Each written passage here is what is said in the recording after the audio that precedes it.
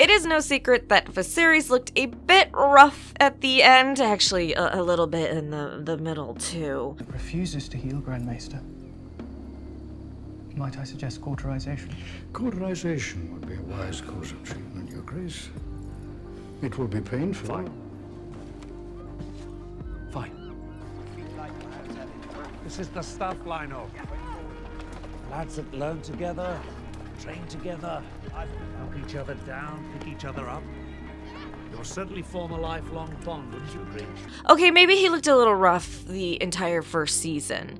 And in fact, to complete Viserys' look over the 16 years we saw him alive, the prosthetic department for House of the Dragon had to create 7 different stages of receding hairline, increasing sores, and worsening skin texture and color. A task that took a lot of work, up to 5 hours a day just to put on his facial features. They even had to use a stunt double for some of it because Paddy himself, who plays Viserys, couldn't get that gauntness they needed. Although in places where they couldn't use a stunt double to just show how truly frail he was, they would use green paint to CGI on some more gruesome progress of his. Fun enough, the prosthetic department, the director Gower for it, talked about Paddy's look and how incredibly complicated it was, sharing, "Over the course of the season, we had about 7 different stages, which would be told through his makeup, hair, the receding hairline, the pallor, the color of his skin, texture of the skin, and the various small sores on the body.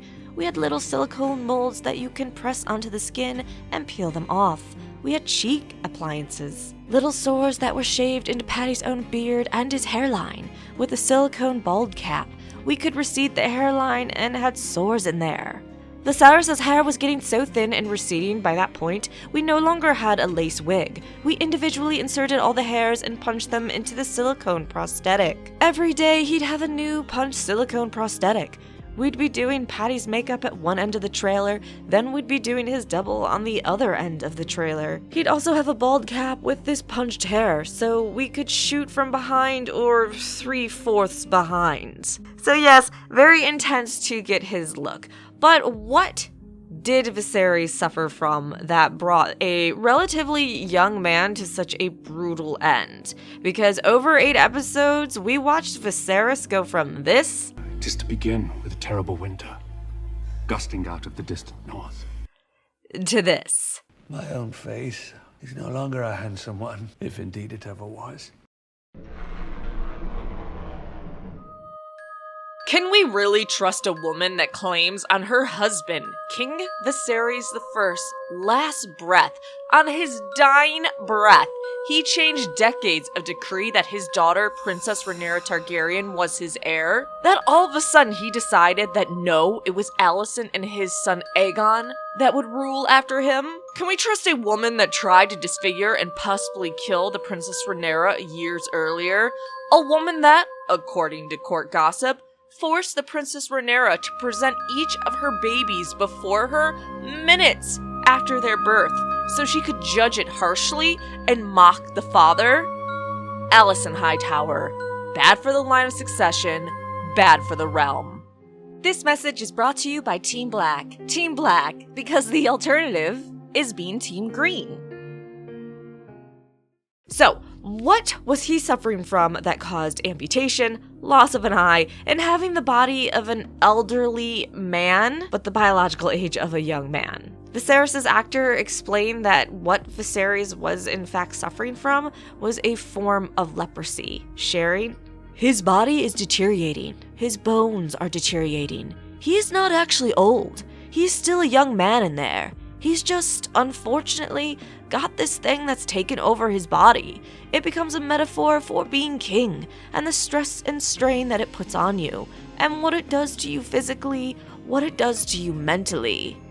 You may not be aware that leprosy is called the living death, a perfect nickname.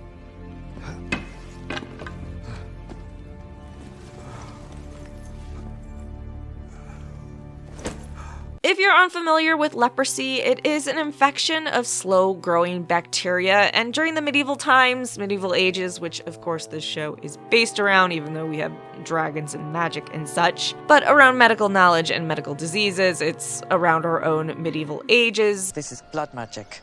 Only death pays for life. Lord, cast your light upon this man, your servant.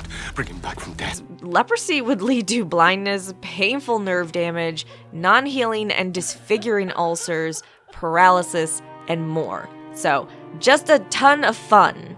The prosthetic department actually recently backed up his claim that it's a form of leprosy, stating they were tasked with creating a look that represented a flesh-eating disease. So the prosthetic director for the show, Gower, shared how they designed his look.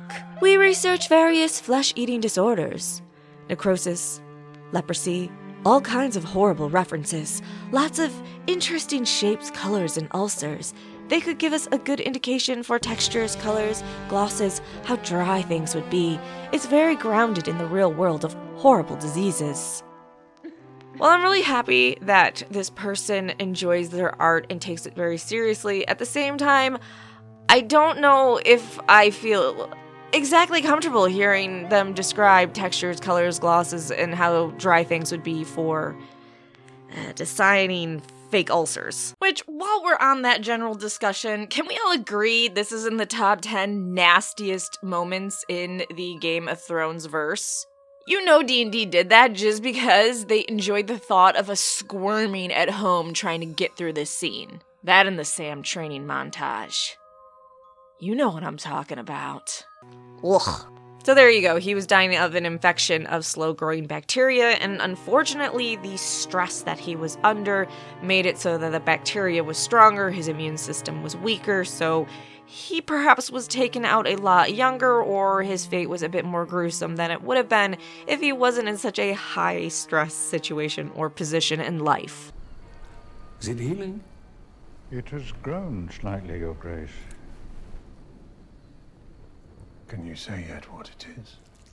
We've sent inquiries to the Citadel. They are searching the text for similar cases. It's a small cut from sitting the throne. It's nothing. The king has been under heavy stresses preparing for the birth. Bad humors of the mind can adversely affect the body. I don't know, show Viserys. Maybe if you were more like book lore Viserys, who loved to laugh and party and have a good time, you wouldn't have been so stressed out, my dude. Also, the wave killing thing. I don't know, that might have stressed you out too. Didn't stress your wife out, she's dead.